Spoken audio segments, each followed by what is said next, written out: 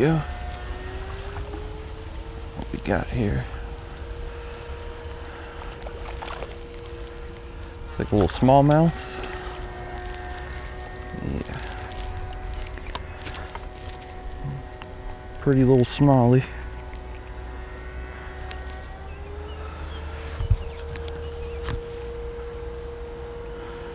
Just a little baby, but he counts. Nice looking fish. Let's get him back in the water here.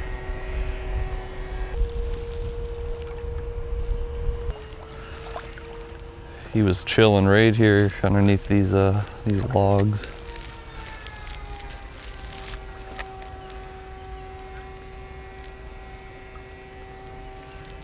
Came right out and just smacked it. The smallmouth are so fun to catch. They don't get super big in most of these creek areas that I fish in, but some of the rivers around here you can smallmouth fish and they get pretty sizable in some of the bigger bodies of water around in this area. So you can get up to 4 or 5 pounds if you're lucky. Super hard fighting fish.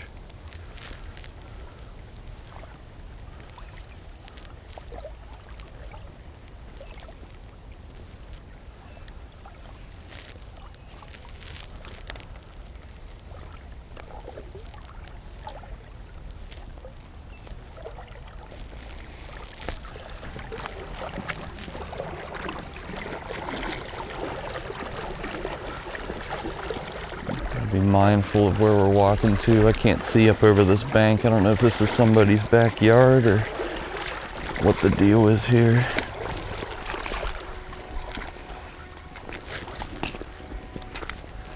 See some trails coming up and down, so other people have definitely been through here.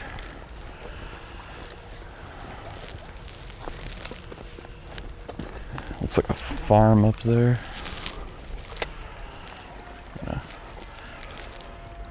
Work my bait right in this little current stream here. Yep, just like that. Beautiful trout came up and just hammered that. Come here, buddy. Right in the net. Bingo.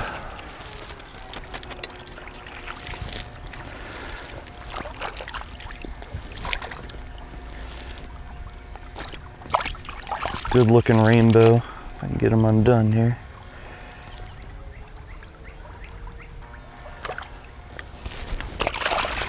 They never want to get their picture taken, unfortunately, but good little rainbow trout. I imagine there's probably a few more hanging out down there. I wasn't looking ahead when I was walking.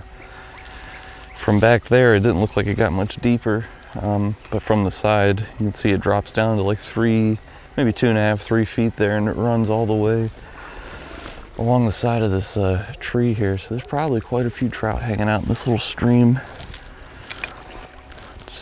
Chill here and be a little quiet and fish this for a little bit.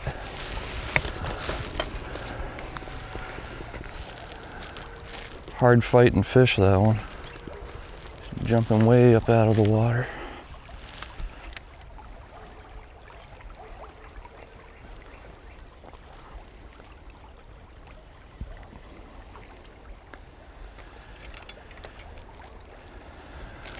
Like I said in previous episodes, anytime you see like a bubble stream or any line of current like this where it gets deeper where the actual current is, and just stop and fish that for a little bit, because a lot of times fish like smallmouth and trout, predatory fish, they'll just hang out in there and wait for bugs and minnows and whatever to come downstream. They literally swim right into their mouths and they just sit down there and eat and get fat and happy.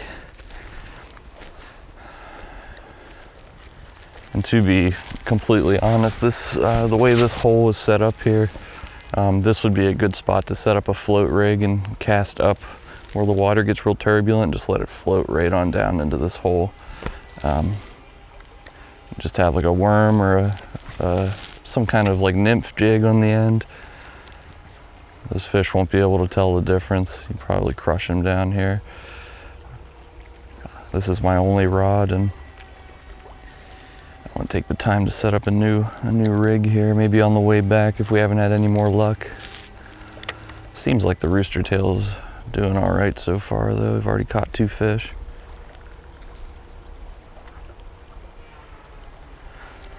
Only been about 5 minutes.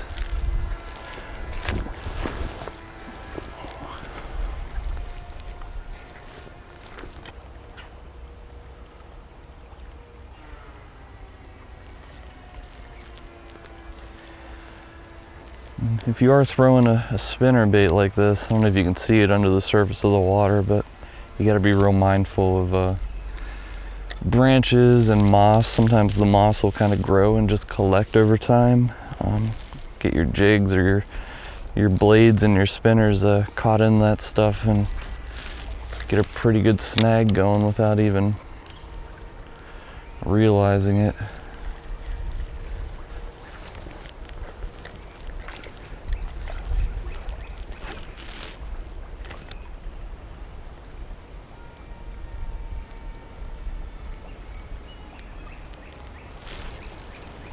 That's a good trout there.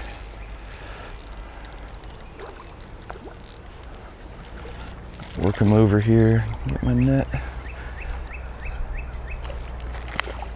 Good trout. Oh, he popped off. That's where I can't win with this net setup, because if I hook it onto myself, so maybe do that.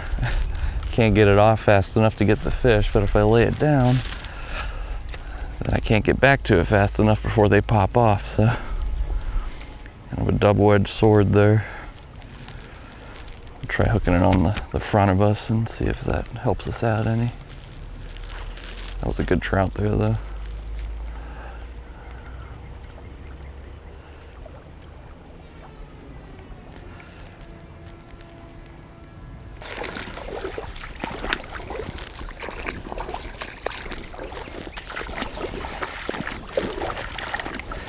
Keep moving on down here, see if we can find any other little holes.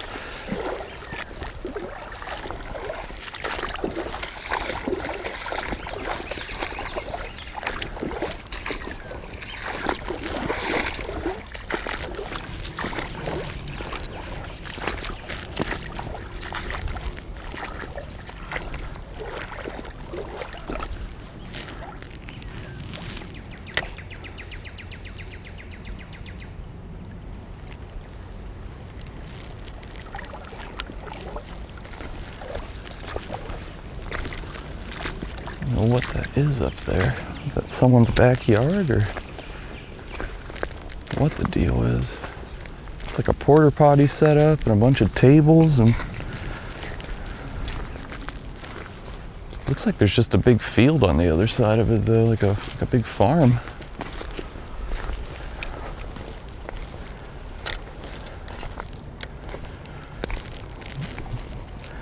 More tadpoles beneath us. Be careful not to step on them.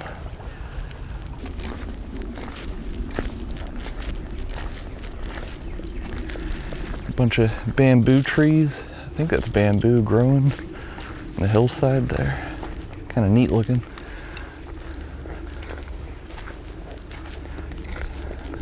Don't see that too often in West Virginia, at least not in the parts that I know.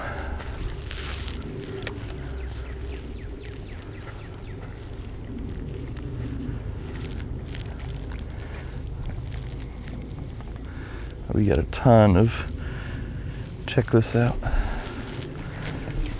just a massive ball of bait fish and tadpoles. How cool is that? Got them all.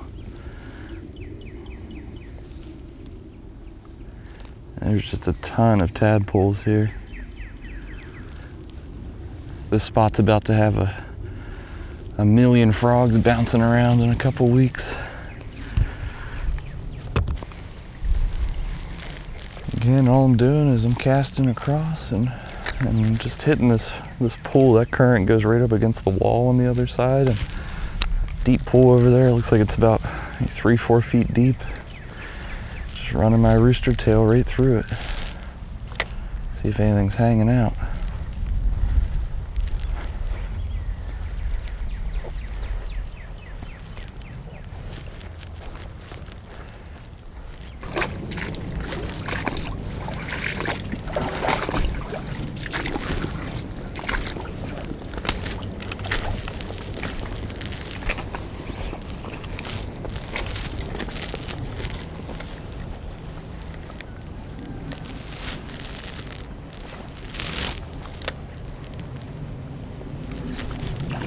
There we go.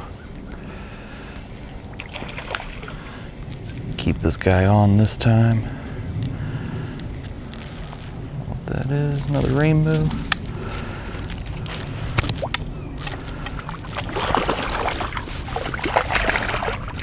There we go.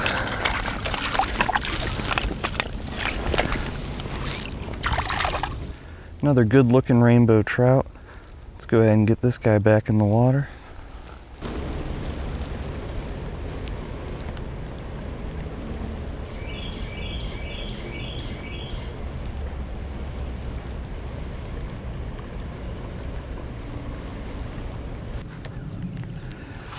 Probably spend another 10 minutes or so here.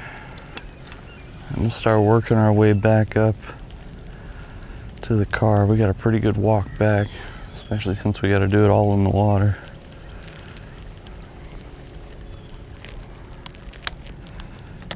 Get a good workout in walking upstream for about a mile.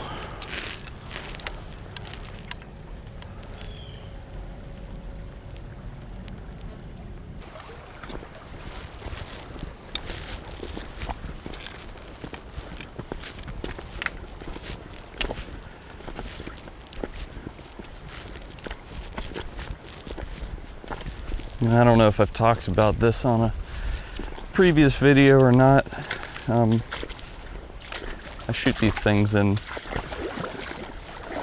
I don't want to say I shoot them in bulk. I only go on one kind of fishing trip like this per day, but you know, I typically, what I mean is I'll have like a stockpile of videos for you guys before they're actually edited and out, so a lot of times I can't remember what we've talked about and whatnot. What I was gonna say is a lot of people talk about how the streams and the rivers here are dirty and don't eat anything out of them, and could not be further from the truth. We're in the Opequon right now, the Opequon Creek, and the water here is very clean. Is there trash in it occasionally? Yeah, but that's a side effect of people, not the actual state or the ecosystem itself. The creeks around here are very clean. The only body of water in West Virginia that's really, I don't even want to say it's dirty, but it's dirty right now, is the Potomac at the moment. Up in Maryland, they had a sewage leak, and that's been going on for a while, and a bunch of raw sewage is pouring into it, and they're trying to work to get it fixed. But even generally speaking, the Potomac is a pretty clean river too, overall. Just that one little, can't call it a little incident, it's actually a big spill, but it's not something that happens regularly. You know, accidents happen, and they're working to get it situated. So I wouldn't recommend eating anything out of the Potomac right now, but the Shenandoah and the creeks and the streams, they're all fine. I feel like everyone makes that argument everywhere, no matter where they're from. Don't eat anything out of the river, don't eat anything out of the streams. 9 times out of 10, it's perfectly fine. We have regulations and organizations and groups that their job is to literally test the waters, keep things clean, you know, mitigate any issues when there is something toxic happening or causing some kind of issue to make the water dirty.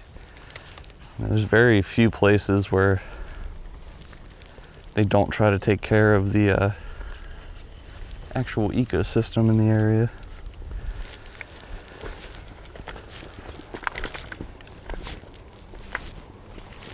With that being said, you know, always, if you're planning on eating what you catch, always just check the fish and check for parasites, check for bugs, check for any mutations, anything like that. Not because the water's dirty, but just because that's something that can just happen in nature. And fish often have parasites and bacteria and bugs on them, and it's just kind of the way it works.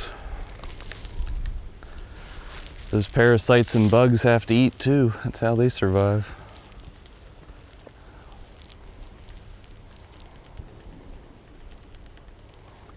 Just because a fish has that stuff though, it doesn't mean the fish is dirty or the body of water is dirty. It's just a part of nature.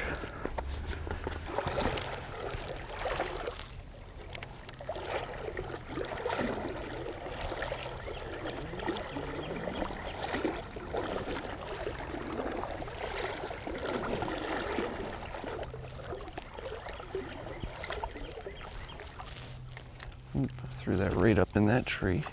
There we go. Pro tip, take it from someone that loses a ton of tackle. If you do happen to get your lure like caught up in any of those tree branches, you know, where it's kind of just like dangling down, don't force it. Just move it real slow to where the lure comes up, and it'll be kind of swinging over the branch, and then on the upswing, you can reel really quick, and you can usually whip it over to where the hook doesn't get caught into the branch itself. So if that happens, don't force it and just start reeling. And take your time and watch the way it's swinging, and then when the lure's on the upswing, you know, then reel, and you can kind of flip it over.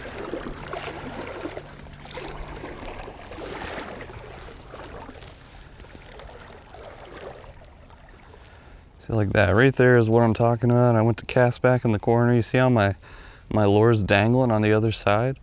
Just reel it up real slow, kind of get the momentum going, and then on the backswing, you can pull it right over.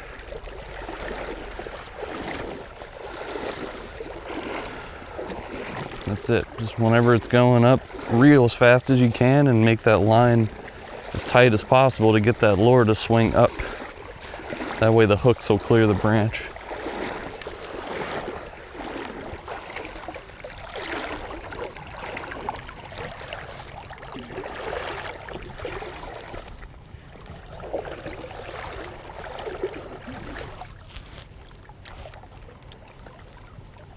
Oh man, I don't know. I think we got him. Yeah, I don't know what that is. If it's a smallmouth, maybe. He came up and just swiped that. That's a bigger smallmouth. Come here, buddy. I saw the wake on that when he came up to smack it.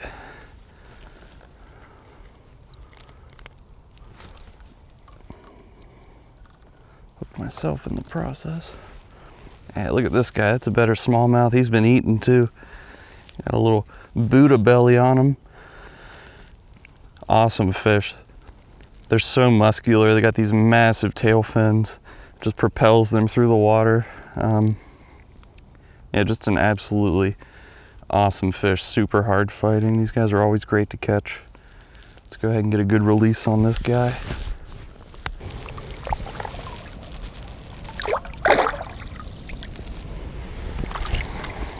Casted right back there in that pool, and he came up and just smacked it.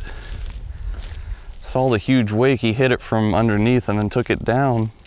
I still had slack in my line, so I didn't feel him actually on there.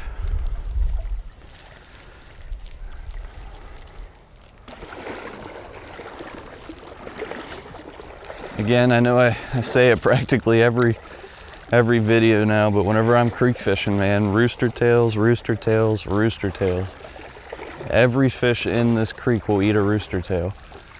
When it gets hotter, like we get those like 90 to 100 degree days midsummer, you know, I'll experiment with floats and top water and things like that, but 90% of the time, rooster tail for creek fishing. These little lures are just awesome for these kind of environments.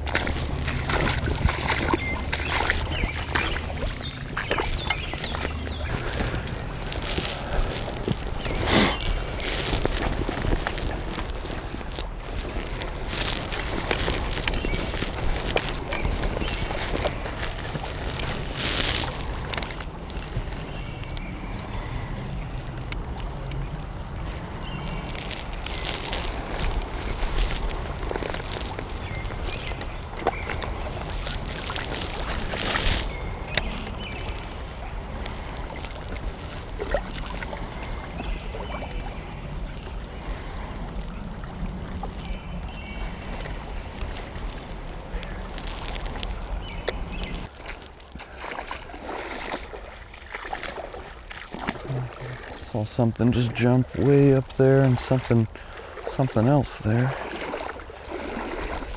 Try to be a little quiet if I can help it. This water's pretty fast moving through here, so I don't think it's possible.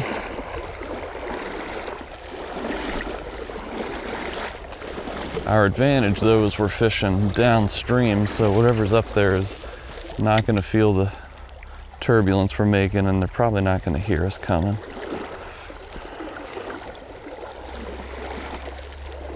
This is actually the ideal way to fish, in my opinion, whenever they're jumping everywhere up there. Whenever you're fishing in a stream setting, it's easier to catch them if you're downstream and casting upstream into them. That way you can get your lure or bait or whatever you're throwing ahead, and you can work it down right in front of the fish. When you fish the way that we were just fishing, like coming from upstream and working downstream, whatever's downstream in front of you will oftentimes get kind of spooked because they can hear you coming, they can see the mud that you're kicking up. The water gets turbulent like we're doing behind us right now. It's not ideal. Either way works, but you got to change up your tactics a little bit.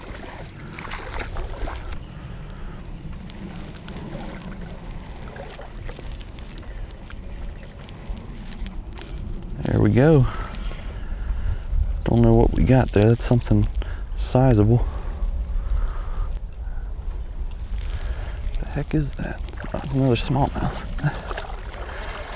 Sun's right in my eyes. That is a fat smallie. Let me get the net for this guy.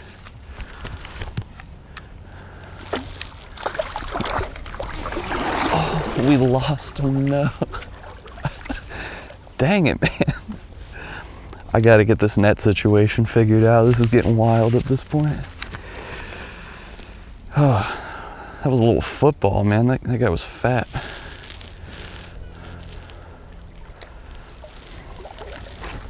See if there's any more hiding up there. Man, I can't catch a break with this dang net. And the fish was laughing at me on the way out.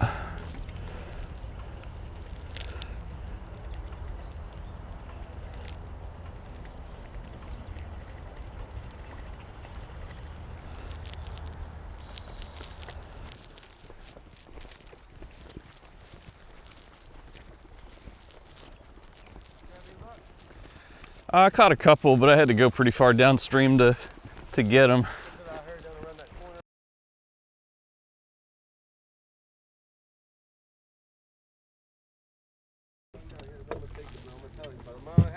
Yeah, man, just get in and go. You'll see it when you come across them because it gets real deep.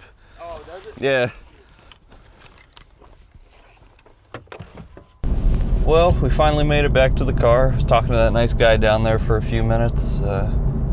Real cool guy. He's down there clearing the grass and trying to make the area around the parking lot a little nicer for families to come down and fish. He said he wanted to add a swing and a couple other things down there. All in all, solid day of fishing again. We lost a ton of fish, which is unfortunate, but we ended up catching quite a few still. I wish we could have brought that fat smallmouth in there at the end. He was an absolute football. All in all, good day again. Can't complain. I'll see you guys on the next one.